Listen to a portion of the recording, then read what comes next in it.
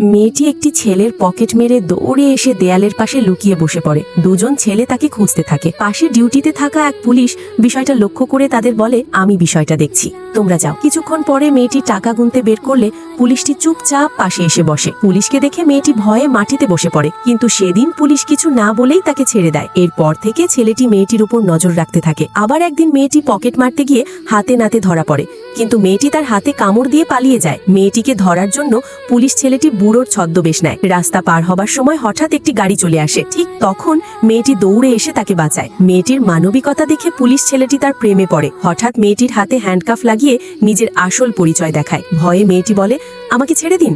ছেলেটি হেসে বলে, তুমি তো আগেই আমার মনটা চুরি করে ফেলেছো।